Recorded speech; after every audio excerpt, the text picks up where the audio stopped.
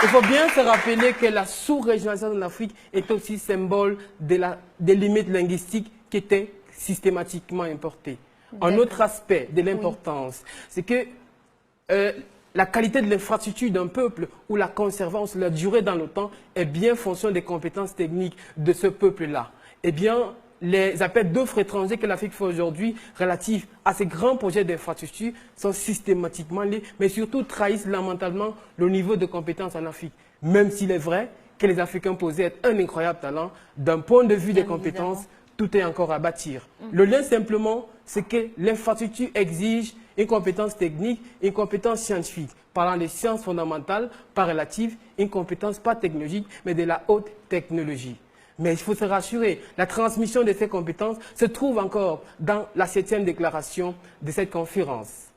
Le développement pertinent, rationnel et rapide de l'Afrique dans la science et la technologie dépend de l'utilisation des langues africaines, des langues maternelles. C'est ce que dit la déclaration. Mais ce qu'il faut comprendre, c'est que le premier jour qu'un Africain va à l'école, il prend 15 minutes à comprendre une notion qu'il est transmise dans une langue étrangère. Mais il prend 5 minutes pour comprendre la même notion parce qu'on la lui dit, parce qu'on la lui transmet dans sa propre langue. La magie est simple. Lorsque vous parlez à l'individu et que vous lui parlez dans une langue étrangère, vous parlez à sa tête. Mais lorsque vous lui parlez dans sa langue, vous parlez à son cœur. Là, il est conquis, il est séduit, il vous suit et le message est transmis, tout simplement. Et il faut voir que ce que nous appelons avec ambiguïté et légèreté la langue de mon père, la langue de ma mère ou la langue de mon village est généralement mal vu et mal considéré. Aujourd'hui, cela va aussi. On interpelle, je veux dire, les politiques qui doivent systématiquement réintroduire la question de la langue dans les systèmes éducatifs pour répondre à l'exigence des compétences qui se trouvent aujourd'hui dans le sens réel du développement de l'Afrique. À titre de rappel, le professeur Benjamin Djomolé rappelle bien que le développement est un processus complet et total qui dépasse largement le cadre de l'économique pour recouvrir l'éducationnel et le culturel. Et quand il parle de culturel, il rappelle les langues africaines. Alors c'est vrai, Martin, parce que près de 250 millions d'enfants n'apprennent toujours pas les compétences de littératie, même après 4 années de scolarisation, Marielle Abati. Ouais, c'est vrai que c'est assez pertinent. Vois-tu, je me base sur les langues locales, les langues nationales et officielles. Oui. On se rend déjà compte que l'Afrique, le continent africain, est le continent qui parle le plus la langue française. Oui. Tout à fait. Ouais. Donc, si on part sur cette base-là, il faut dire et il faut avouer aujourd'hui que tel le français comme l'anglais sont les langues qui nous permettent de nous rendre au marché de l'échange, du donner et du recevoir. C'est cet outil qui aujourd'hui nous arme et met à notre disposition tout ce qu'il faut pour pouvoir monnayer avec les autres continents.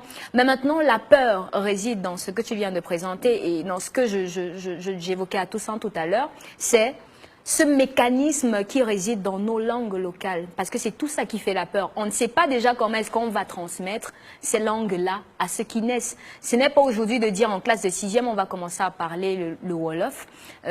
Plus tard. C'est peut-être aussi parce qu'on a honte d'être des ambassadeurs de nos cultures, Marielle. Il y a déjà cette honte-là. Oui, Martin. C'est de dire que c'est déjà dénié. Oui, rapidement, c'est Marielle. déjà dénié. Tout à fait. Je vais apporter une précision. Ça va au-delà de la peur, mais c'est plutôt un grand malheur.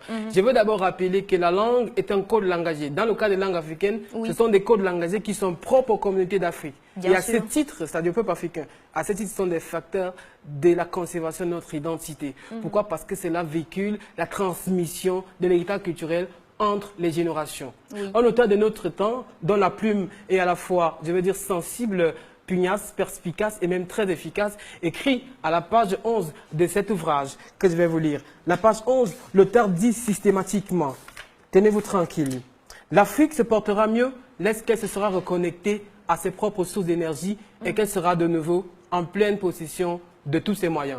Le nom de l'auteur, Oti Tsekiri, en langue maternelle, dans une langue bien connue du Cameroun et qui signifie « étoile du matin », titre de l'ouvrage « Comme il était de commencement », écrit l'Afrique, édition Harmattan dans 7 pays d'Afrique. Alors, c'est vu qu'on comprend, le combat est encore à poursuivre. Il est similaire aussi à celui de Nelson Mandela qui, avant sa condamnation à vie à la prison de Guinée en 1954, avait prononcé des mots magiques que je vais vous répéter simplement. Au cours de ma vie, je me suis consacré à la lutte du peuple africain. J'ai combattu la domination blanche, j'ai combattu la domination noire. Mon idéal le plus cher a été de voir une société libre et démocratique dans laquelle tous vivraient ensemble avec des chances égales. J'espère vivre assez pour pouvoir l'atteindre. Mais si cela est nécessaire, c'est un idéal pour lequel je suis prêt à mourir. L'Afrique doit changer de mentalité et considérer les langues africaines. Martin Abougou, c'était pour la séquence, le continent nous parle. Alors, monsieur.